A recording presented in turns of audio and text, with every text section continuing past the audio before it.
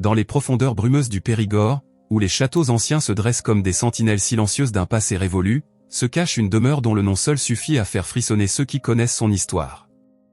Le château d'Escoir.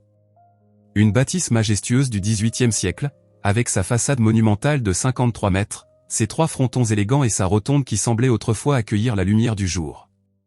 Mais derrière cette façade aristocratique se dissimule l'une des énigmes criminelles les plus terrifiantes de l'histoire française moderne. C'était une nuit d'octobre. La nuit du 24 au 25 octobre 1941, pour être précis.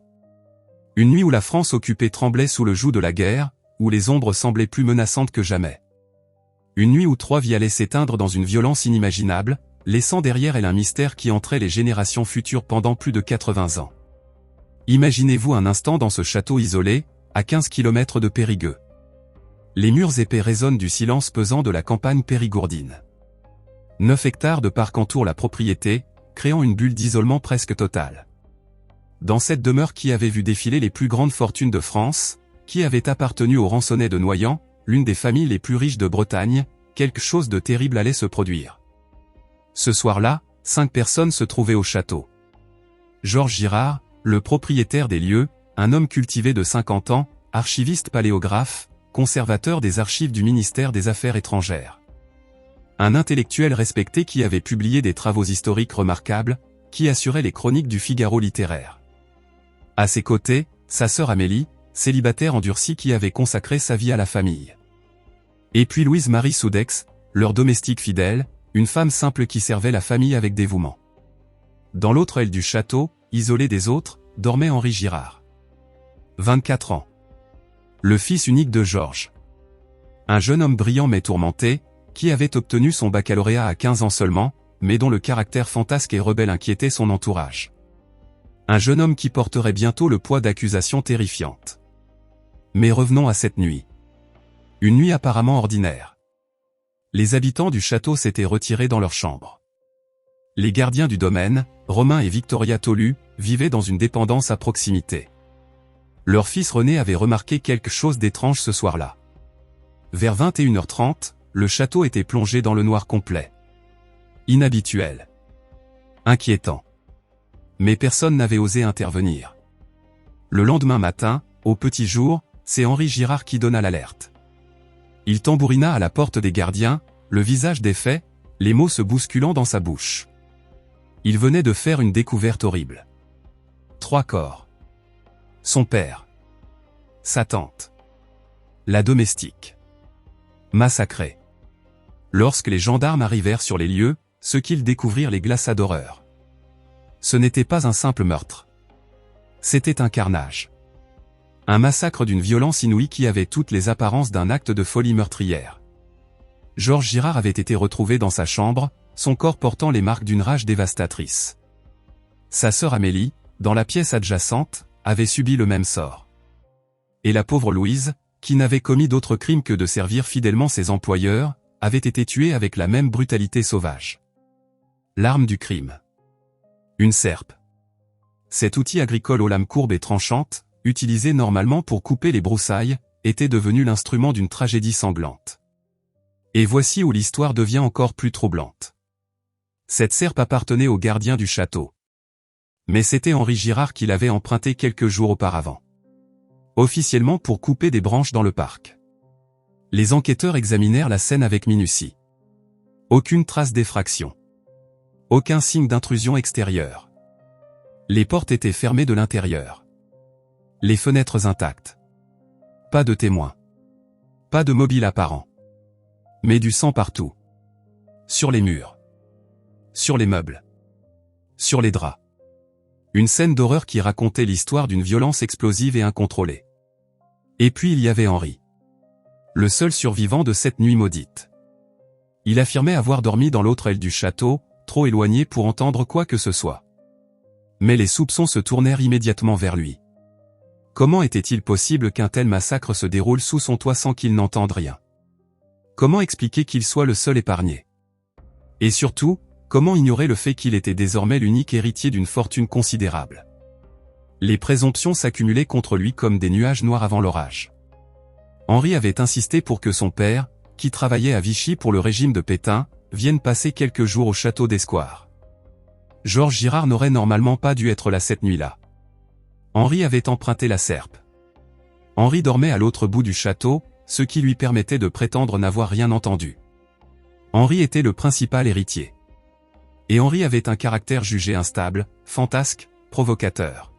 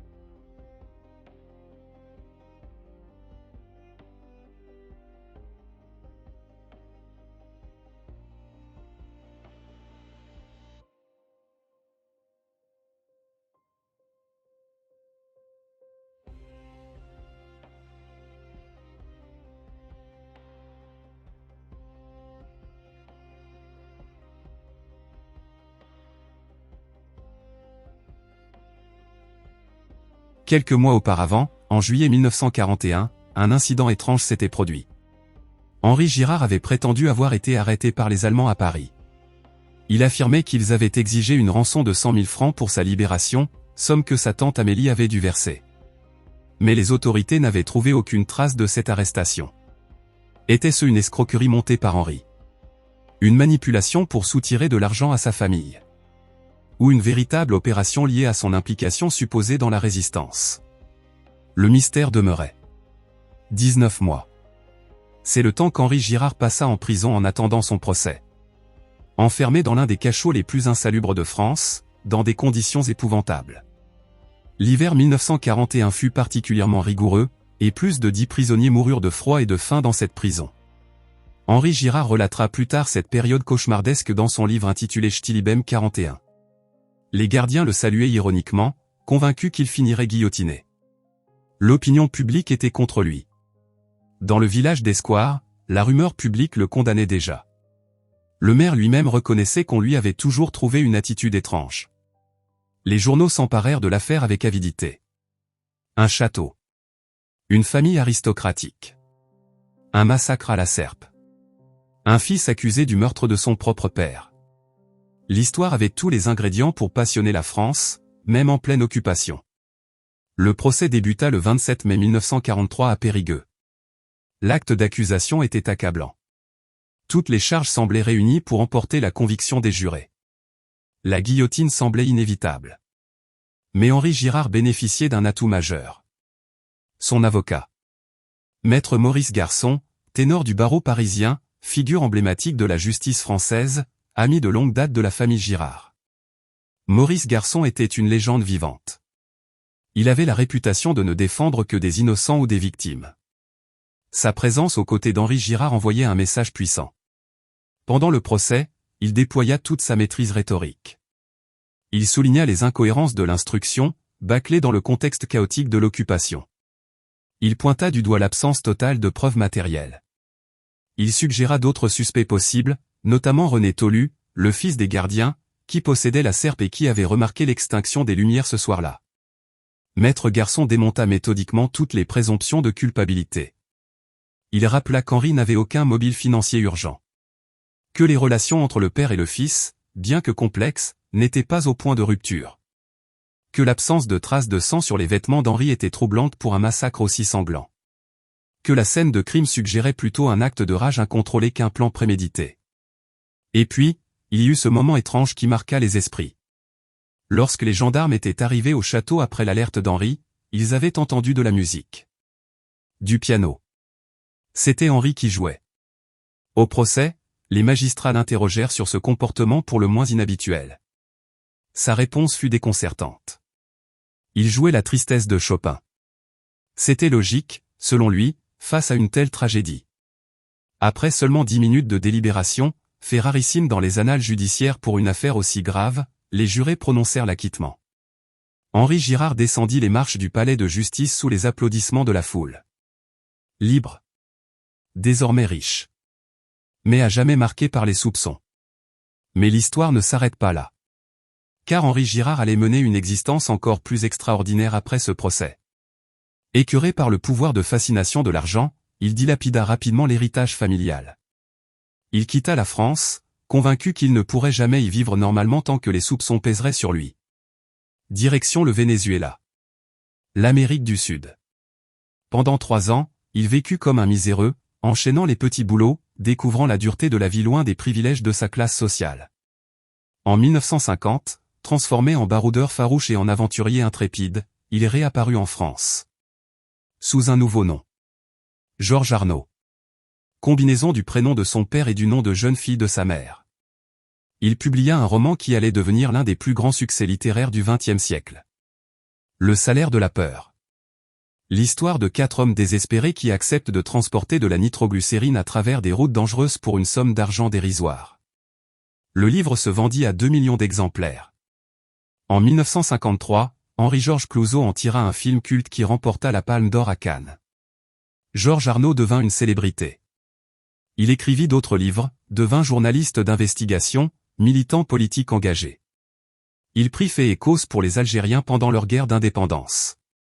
Il parcourut le monde. Il se maria. Il eut des enfants. Mais jamais, au grand jamais, il ne se débarrassa vraiment des soupçons. La question de son innocence divisa les écrivains, les journalistes, les enquêteurs. En 2002, Guy Penaud, ancien commissaire de police devenu écrivain, publia Le triple crime du château d'Escoir, dans lequel il défendait la thèse de la culpabilité d'Henri Girard. En 2017, Philippe Janada obtint le prix Femina avec La Serpe, un roman enquête monumental de plus de 600 pages dans lequel il démontrait au contraire l'innocence d'Henri Girard et suggérait la culpabilité de René Tolu, le fils des gardiens.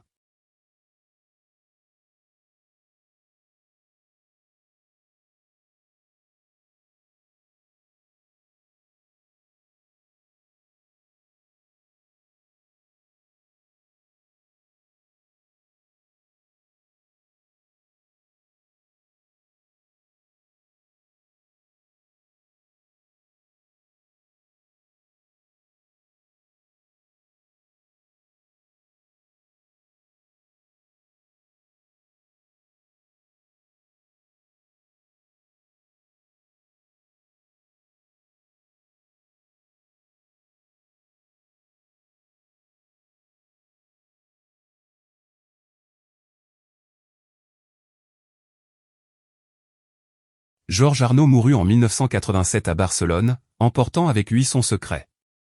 Pendant 45 ans, il avait clamé son innocence. Ou du moins, c'est ce que le monde croyait.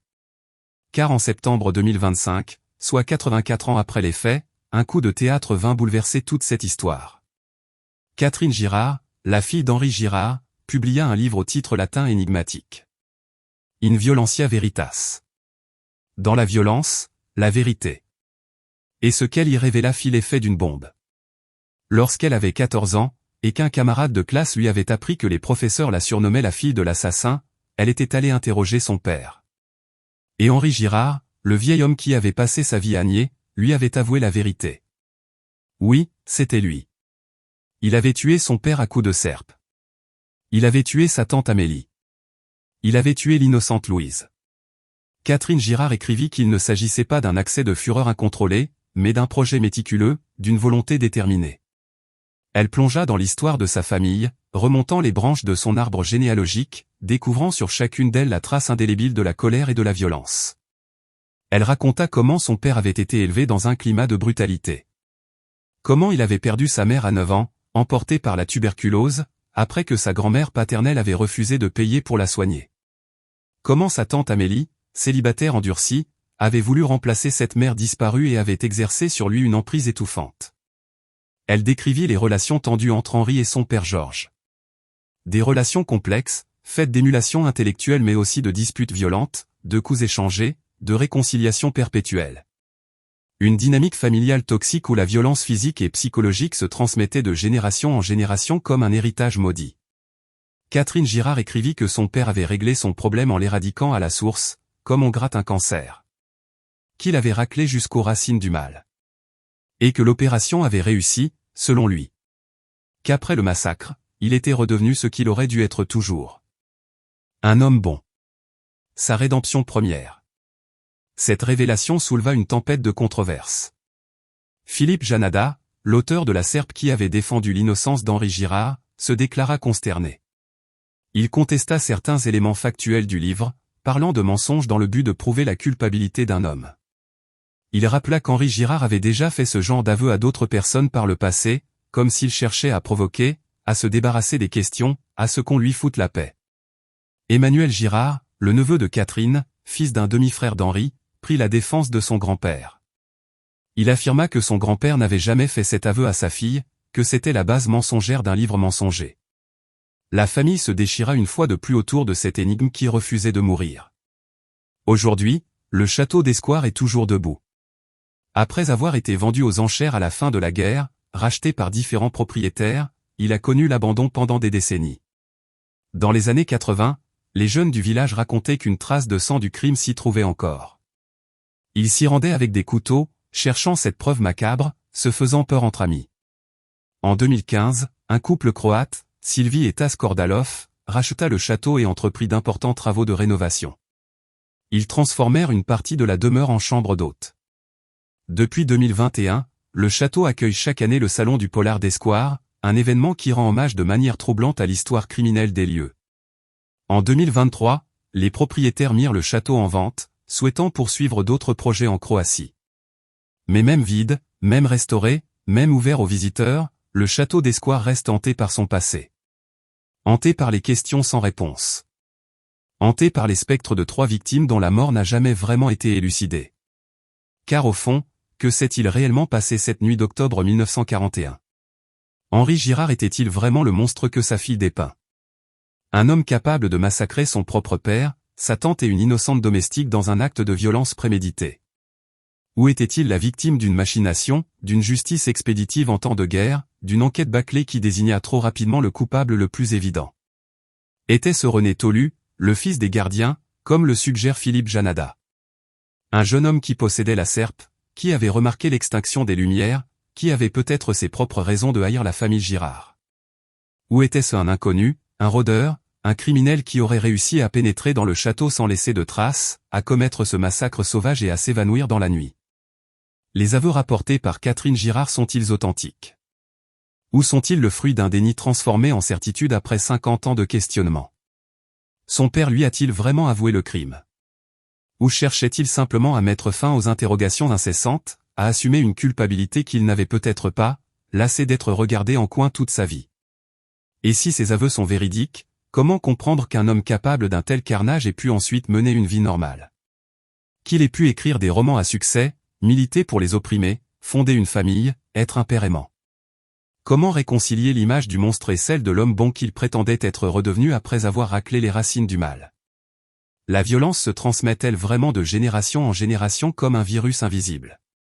Les cicatrices de l'enfance peuvent-elles transformer un brillant étudiant en meurtrier ? Y a-t-il un point de non-retour au-delà duquel la violence subie se transforme en violence infligée ? Ou est-ce trop simple, trop réducteur, trop confortable comme explication pour un crime aussi horrible ? L'affaire du château d'Esquare pose toutes ces questions vertigineuses. Elle nous confronte aux abysses de l'âme humaine, à la complexité des relations familiales, au poids des secrets qui traversent les générations. Elle nous rappelle que parfois, la vérité est tellement enfouie, tellement fragmentée, tellement contradictoire qu'elle devient impossible à saisir dans sa totalité. Aujourd'hui, plus de 8 décennies après cette nuit maudite, le mystère demeure. 3 versions s'affrontent. Celle de l'innocence, défendue par Philippe Janada et une partie de la famille. Celle de la culpabilité, défendue par Guy Penaud et maintenant Catherine Girard. Et celle du doute éternel, partagée par tous ceux qui reconnaissent que nous ne saurons probablement jamais avec certitude ce qui s'est passé entre ces murs. Le château d'Esquare reste là, témoin silencieux d'une tragédie qui refuse de s'effacer. Ces pierres ont absorbé la violence de cette nuit. Ces couloirs ont résonné des cris des victimes. Ces chambres ont vu se dérouler le massacre. Et quelque part, dans l'épaisseur de ces murs, dans le silence de son parc, dans l'ombre de sa rotonde, la vérité attend peut-être encore d'être découverte. Ou peut-être pas. Peut-être que certains secrets sont destinés à rester secrets. Peut-être que certaines énigmes ne doivent jamais être résolues. Peut-être que le mystère fait partie intégrante de cette histoire, qu'il en est l'essence même, qu'il continuera à hanter les générations futures comme il a hanté celles qui nous ont précédés. Ce qui est certain, c'est que l'histoire du château d'Esquare nous rappelle une vérité fondamentale. Derrière les façades majestueuses des demeures aristocratiques, derrière les apparences de respectabilité et de culture, peuvent se cacher les drames les plus terribles. Que l'argent et le statut social ne protègent pas de la violence. Que les familles les plus prestigieuses peuvent abriter les secrets les plus noirs. Et que parfois, c'est dans la violence elle-même que se révèle une certaine vérité sur la nature humaine. In violentia veritas.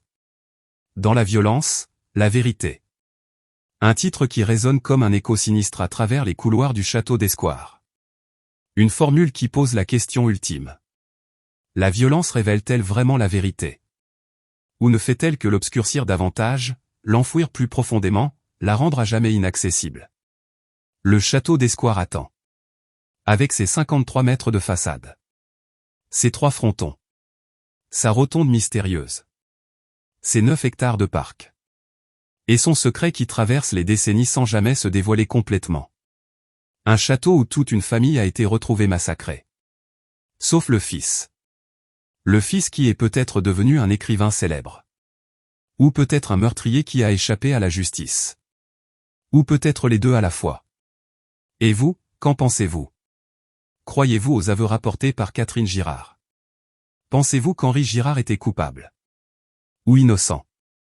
Ou quelque chose entre les deux, quelque chose de plus complexe que nos catégories morales habituelles ne peuvent appréhender?